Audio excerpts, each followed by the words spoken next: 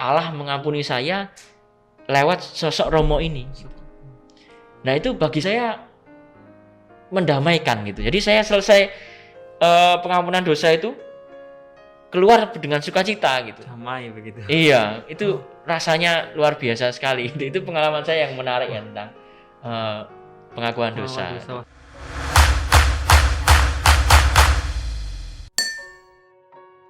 Cukup menarik sekali brother, bahwa tadinya berbuat salah tapi karena kesalahan itu terus mau untuk bertobat dan mengakui kesalahan, dan justru akhirnya mendapat karunia yang melimpah begitu ya brother. Iya, jadi dosa yang mungkin atau kesalahan yang saya buat beberapa menit bahkan sebelum aku dosa itu telah diampuni juga gitu. Itu saya senang sekali, bersukacita sekali gitu karena itu. Nah brother, kan tadi brother juga bercerita tentang mengenai pengakuan dosa itu kan dalam sebuah ruangan atau dalam sebuah mungkin ruang pengakuan dosa begitu dengan Romo dan seorang yang ingin mengaku dosa, itu kan yang memang terjadi atau memang yang sering terjadi begitu. Nah kalau di masa pandemi seperti sekarang ini brother, untuk melakukan hal tersebut ketika kita dalam satu ruangan dengan orang lain itu kan menjadi sesuatu yang sangat sukar atau tidak mungkin dilakukan karena protokol kesehatan, karena peraturan pemerintah dan lain-lain. Apakah memungkinkan untuk kita melakukan pengakuan dosa secara online, mungkin seperti misa online yang sering kita lakukan begitu? Apakah mungkin? Iya, kalau dari gereja sendiri memang itu tidak dimungkinkan ya. Sementara ini masih tidak dimungkinkan karena alasannya satu, karena sakramen pengakuan dosa ini masih tetap membutuhkan kehadiran ya.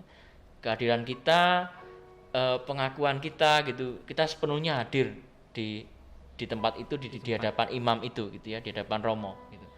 Lalu yang kedua juga soal kerahasiaan juga. Jadi melalui media sosial takutnya masih bisa bocor karena memang di media sosial kan mudah sekali ya, informasi itu beredar luas, mudah sekali dan gampang sekali direkam dan seterusnya gitu ya. Jadi karena aspek kerahasiaan itu juga menjadi alasan gitu ya. Hanya memang di masa pandemi ini lalu seperti yang Paus Fransiskus katakan, kita memang nggak bisa ketemu Romo ya. Lalu bagaimana ya? Dia mengatakan datanglah pada Bapamu yang Maha Rahim itu ya. Katakanlah bahwa kamu punya salah, kamu punya dosa A, B, C, D gitu. Dan katakanlah minta maaf. Ya. Dan Paus Fransiskus mengatakan berjanjilah bahwa setelah nanti mungkin pandemi ini berakhir, suatu saat nanti saya akan mengaku dosa pada Romo gitu. Dia mengatakan seperti itu kurang lebih ya. Jadi memang belum bisa ya, belum bisa ngaku dosa lewat media sosial itu. Tapi ada satu yang lain, yaitu kita bisa mengaku dosa langsung kepada Bapa begitu brother. Iya, karena masa pandemi seperti ini gitu. Nah brother, kemarin kan kami juga sudah membuka kesempatan kepada teman-teman Katolik, sobat-sobat Katolik di rumah untuk mengajukan pertanyaan mereka terkait dengan pertobatan di laman IG begitu. Nah sebenarnya ada banyak sekali pertanyaan yang ingin mereka tanyakan brother, tetapi kurang lebih pertanyaan itu sama dengan apa yang sudah kita bahas di awal tadi. Dan kami memilih ada 2 pertanyaan yang cukup menarik. Yang pertama itu dari @thomas AASP. Dia bertanya begini brother, ketika kita punya dosa dan saat berhadapan dengan Romo, kita serasa berat untuk mengungkapkan dosa kita itu karena malu. Bagaimana cara untuk kita mengungkapkannya? Oke, bagaimana cara kita bisa mengungkapkannya? Yang pertama memang bisa dipahami bahwa ya yang namanya dosa, kelemahan ya, kekurangan kadangkala kan ya seperti aib ya, yang selalu ingin kita tutupi gitu ya. Benar. Jadi saya kira ini perlu kita sadari juga, dalam diri kita ada kecenderungan seperti itu gitu ya. Nah lalu yang kedua, saya kira penting untuk kita sebelum ngaku dosa itu kan biasanya ada ini ya, ibadah tobat ya. Nah itu fungsinya apa? Itu fungsinya adalah untuk mempersiapkan batin kita ya, mempersiapkan batin kita. Nah ini perlu ya, perlu kita lakukan sebelum kita mengaku dosa ya. Jadi nggak hanya formalitas, terus pokoknya ini sebelum Natal, sebelum Paskah, terus ngaku dosa wes gitu aja gitu ya. Tapi disiapkan betul, ya. Disiapkan betul melalui pemeriksaan batin itu, ya.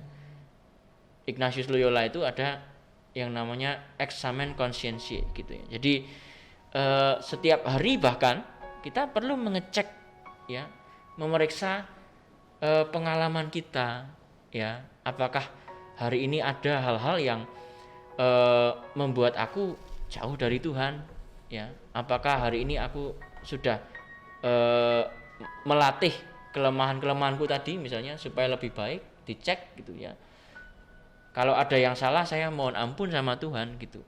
Nah ini disiapkan, ya, dicatat, ya, kalau perlu, ya, apa saja yang muncul gitu ya.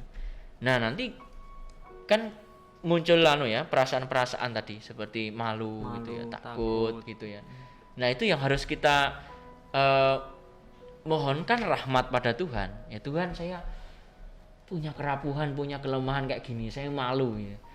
Terus gimana itu kan? Tolong bantu saya supaya saya berani untuk mengatakan ini, ya, di hadapanmu melalui Romo itu, ya. Ya saya nggak tahu apakah kalau kamu kenal Romonya itu semakin mudah apa semakin sulit gitu ya. Semakin sulit sih sepertinya. Nah, kalau sulit dia cari Romo yang mungkin nggak kenal gitu ya. Itu mungkin juga bisa ya, tapi sebenarnya sama saja, itu prinsipnya sama, karena Romo itu kan tidak boleh membocorkan, ya, isi pengakuan dosa itu nggak boleh, ya. Bahkan kepada polisi pun nggak boleh gitu. Iya, jadi misalnya kamu ngaku dosa misalnya membunuh gitu misalnya, ya. Itu nggak boleh dilaporkan, nggak boleh, sangat rahasia begitu, sangat rahasia, ya. Nggak boleh dibocorkan, kecuali kamu minta, ya baiknya kamu misalnya melaporkan dirimu misalnya seperti itu, ya itu kan kamu, tapi saya sendiri nggak boleh membocorkan misalnya. Berarti memang perlu untuk merefleksikan terlebih dahulu begitu, dosa-dosa kita apa, kemudian Betul. baru memperkuat diri, menghilangkan rasa malu untuk mengungkapkannya. Iya, mempersiapkan batin ya, bukan menghilangkan rasa malu ya, tapi ya disiapkan gitu supaya kita berani, karena memang harus diakukan gitu ya. Itu mungkin gini, saya beri ilustrasi ya, mengapa kita tadi mungkin agak terlewat mengapa harus mengaku dosa di hadapan Romo. Saya kasih ilustrasi, ada seorang anak ini, dia punya ibu yang sangat sabar sekali, ramah sekali, ya, tidak pernah marah sama dia gitu ya. Nah anak ini suatu kali lalu karena tahu wah ibunya nggak akan marah lah sama aku gitu ya, ibunya sabar, dia mencuri uang ibunya gitu ya untuk jajan gitu. Nah kebetulan ibunya tahu ibunya, tapi karena ibunya sabar tadi dia hanya kayak nyindir aja, udah jajan ini uang dari mana gitu ya, nyindir gitu ya. Nah anaknya tahu juga, wah ini ibu saya sudah tahu ini udah konangan gitu ya kan. Konangan. Nah kalau misalnya anaknya tetap diem saja, tidak ngomong apa-apa, tidak mengaku salah atau apa, menurut kamu apakah itu relasi ibu dan anak yang baik menurut kamu? Baik nggak kayak gitu? Saya sih tidak, Frater, karena mungkin tidak ada keterbukaan dari anak untuk berani mengungkapkan bahwa dia telah berbuat salah begitu dan mohon ampun, istilahnya mungkin seperti itu. Nah iya persis, jadi poinnya adalah meskipun ibunya tahu bahwa dan anaknya juga tahu dia, wah ibu sudah tahu nih konangan gitu ya, tapi perlu ada komunikasi, perlu kita mengakukan, ya, kesalahan kita itu, dosa kita itu, ya, di hadapan Allah melalui Romo ini gitu ya. Ini perlu diakukan. Dan ini sakramen pengampunan dosa ini merupakan tandanya gitu ya. Tandanya. Sebagai contoh misalnya kalau kamu ilustrasi ya, kalau kamu misalnya punya salah misalnya, ya, kamu punya salah sama orang gitu. Apa yang kamu lakukan? Dan kamu mau minta maaf gitu. Mungkin saya akan datang ke orangnya, kemudian minta maaf, kemudian jabat tangan gitu mungkin untuk jabat tangan gitu ya. Nah terus temenmu yang tanda bahwa kamu sudah diampuni temanmu ini gimana? Temanmu mau saya ngomong, oh iya nggak apa-apa, nggak apa-apa itu nggak apa-apa kok. Oh iya gitu ya, ya wes rapopo gitu ya. Nah itu kan ada tanda ya bahwa teman saya sudah mengampuni saya. Nah sekarang saya tanya, kalau kamu diampuni Tuhan, tandanya apa? Mungkin lewat Romo. Jadi ketika selesai mengaku dosa, Romo akan bilang dosa kamu sudah diampuni, jangan berbuat dosa lagi dan lain-lain begitu. Persis. Jadi pengakuan dosa itu mengapa perlu? Mengapa harus di hadapan Romo? Karena itu gitu ya. Jadi kita pengampunan dosa itu sarana dan tanda bahwa kita itu diampuni ya. Jadi kita tahu oh Tuhan mengampuni saya. Dan ingat kita tidak hanya berdosa terhadap Tuhan, kita juga menyakiti gereja juga. Gereja itu siapa? Umat Allah gitu ya. Jadi kita seperti Paulus katakan, itu kan gereja itu satu tubuh ya. Satu sakit, yang lain juga merasakan sakit. Nah sama halnya dengan itu ya. Jadi kita berdosa juga terhadap gereja. Nah gimana cara kita minta maaf sama gereja? Kan nggak mungkin kita minta maaf sama seluruh umat paroki gitu ya Pak, kan nggak mungkin. Ya melalui gereja itu. Romo di situ juga bertindak sebagai wakil gereja juga di situ. Nah kayak gitu. Baik Frater. Nah ke pertanyaan terakhir nih Frater. Dari Yohana Mario _official. Pertanyaannya sangat menohok Frater. Mengapa perlu bertobat kalau nanti kita berbuat dosa lagi? Nah ini menarik ya. Mengapa kita perlu bertobat kalau kita berbuat dosa lagi? Memang tidak semudah kita menjawab mengapa kita makan kalau nanti lapar lagi gitu ya. Tapi gini, fokus kita itu bukan pada dosanya ya. Ini hati-hati. Jadi fokus kita bukan pada dosanya. Ingat bahwa semua ini kan soal relasi saya dengan Tuhan gitu. Jadi ini personal saya dengan Tuhan ya. Karena ini soal relasi, maka kita perlu memandang Yesus sendiri ya, Kristus sendiri gitu. Jadi fokusnya pada Yesus sendiri, bahwa saya mengikuti Yesus itu gitu. Bahwa dalam perjalanan nanti, dalam perjalanan saya mengikuti Yesus ini lalu saya terjatuh, saya berpaling daripadanya itu misalnya ya. Nah ini ya kita mohon ampun, ya kita jatuh bangun lagi, kita berpaling, kita menuju ke Yesus lagi gitu. Jadi fokusnya Yesus. Kalau kita fokusnya dosa, kita mikirnya kayak gini nanti, mikirnya nanti kalau dosa lagi gimana gitu ya. Jadi fokusnya jangan ke dosanya lagi gitu ya. Fokusnya ke Yesusnya. Jadi saya mau mengikuti Yesus karena saya dicintai Tuhan. Saya mau mengikuti Tuhan juga gitu.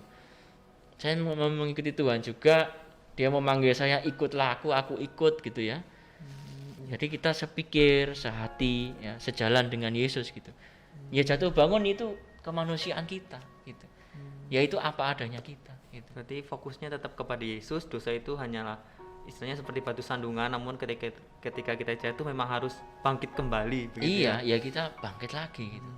Baik, Frater. Karena kita punya iman, punya harapan ya. Baik.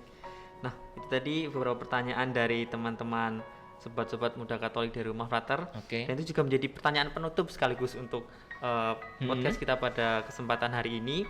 Nah, mungkin untuk penutup nih Frater bisa menyampaikan quotes-quotes yang menarik untuk teman-teman muda Katolik untuk mendalami pertobatannya di masa Prapaskah ini Frater.